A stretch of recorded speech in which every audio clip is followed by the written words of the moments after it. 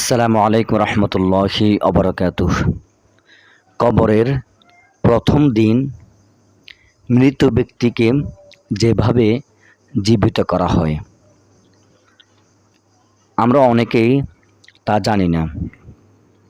আজকে আমরা জানব কিভাবে একজন মৃত ব্যক্তিকে কবরে রাখার পর সবাই যখন চলে যায় আপন আপন জায়গায়, তখন ওই মৃত ব্যক্তিকে, মুর্দাকে কিভাবে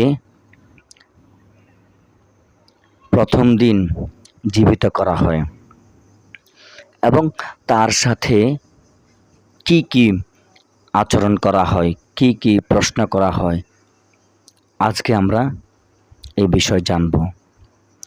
প্রিয় দর্শক, আল্লাহ রাব্বুল আলামিন কোরআনে বলেছেন, কুল্লু নাফসিন যায়িকাতুল মাউত, প্রত্যেক প্রাণীকেই মৃত্যুর স্বাদ গ্রহণ করতে হবে। কেউ আগে মারা যায়, কেউ পরে মারা যায়। তো মৃত্যুর স্বাদ সকলকেই গ্রহণ করতে হবে। এই মৃত্যু থেকে কেউ বাঁচতে পারবে না। যখন একজন মানুষ মারা যায়, কবরে রাখার পর, দাফন কাফন সম্পন্ন হওয়ার পর, মানুষ যখন চলে যায়, তখন ওই মৃত ব্যক্তির সামনে দুইজন ফেরেশতা আসেন। একজনের নাম হলো মুনকার, আরেকজনের নাম হলো নাকির। এই মুনকার নাকির এসে প্রথমে ওই মৃত মুর্দা, যিনি মারা গেছেন, ওই মৃত ব্যক্তিকে সুন্দরভাবে বসিয়ে দেন। বসিয়ে দিয়ে তাকে 3টি প্রশ্ন করেন। 1 নম্বর প্রশ্ন হচ্ছে, তোমার রব কে? 2 নম্বর প্রশ্ন হচ্ছে, তোমার দিন কি? 3 নম্বর প্রশ্ন হচ্ছে, আমাদের প্রিয় নবী হযরত মুহাম্মদ রাসূলুল্লাহ সাল্লাল্লাহু আলাইহি ওয়াসাল্লামের ছবি তার চোখের সামনে এভাবে তুলে ধরবে যে এই ব্যক্তিকে তুমি চেনো। যদি ওই মৃত ব্যক্তি ঈমানদার হয়, তখন সে বলবে, আমার প্রভু হলো আল্লাহ, আমার রব আল্লাহ, আমার দিন ইসলাম, ইনি হলেন আমার প্রিয় নবী হযরত মুহাম্মদ রাসূলুল্লাহ সাল্লাল্লাহু আলাইহি ওয়াসাল্লাম। তখন তার কবরকে প্রশস্ত করে দেওয়া হয়, বিরাট করে দেওয়া হয়, বড় করে দেওয়া হয় এবং তার কবরের মধ্যে শান্তির ব্যবস্থা করে দেওয়া হয়। এক পাশে দিয়ে জান্নাতের দরজা খুলে দেওয়া হয় এবং সেই কবরের মধ্যে আলো ভরপুর করে দেওয়া হয়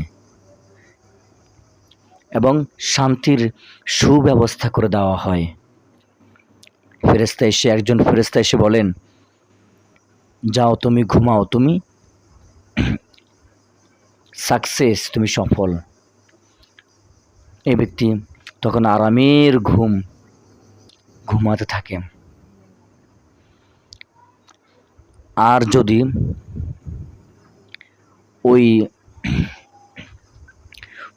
মৃত ব্যক্তি যদি কাফের হয়, মুনাফিক হয়, তখন তাকে প্রশ্ন করলে সে বলে, আমি তো জানি না, লা আদরি, আমি জানি না। তখন বলছে, তুমি মিথ্যুক, তুমি মিথ্যাবাদী। তখন সাথে সাথে তার কবরের মধ্যে আযাব শুরু হয়। চতুর্পাশে তখন মাটিগুলো, কবরটা সংকীর্ণ হয়ে যায় এবং এক পাশের মাটি আরেক পাশের মাটির সাথে তাকে চাপতে শুরু করে, যার কারণে তার এক পাঁজরের হাড় অন্য পাঁজরে চলে যায় এবং সে চিৎকার করতে থাকে। সাথে সাথে তার আযাব, তার উপরে শাস্তি শুরু হয়ে যায়। যত ধরনের আযাবের কথা, শাস্তির কথা উল্লেখ আছে হাদিসের মধ্যে, সবগুলো তার উপরে শুরু হয়ে যায়। প্রিয় দর্শক, কিভাবে আমরা এ থেকে বাঁচব?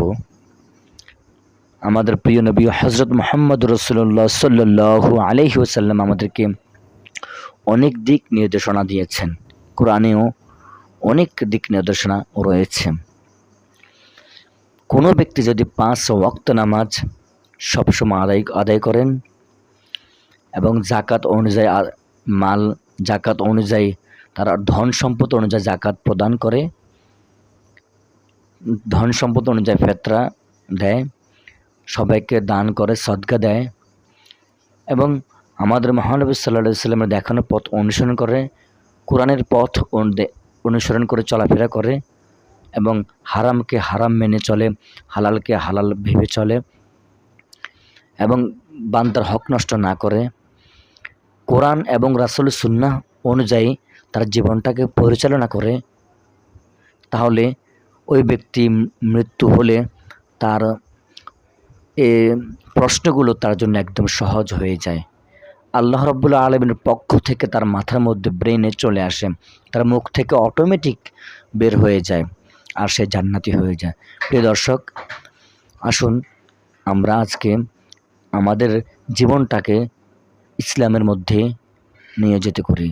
আল্লাহ রাব্বুল আলামিন আমাদেরকে ইসলামের জন্য কবুল করুক। ভালো লাগলে লাইক করবেন, কমেন্টে আপনার মতামত জানিয়ে দিবেন। নতুন দর্শক হলে চ্যানেলটি সাবস্ক্রাইব করবেন আর শেয়ার করতে ভুলবেন না। আল্লাহ হাফেজ।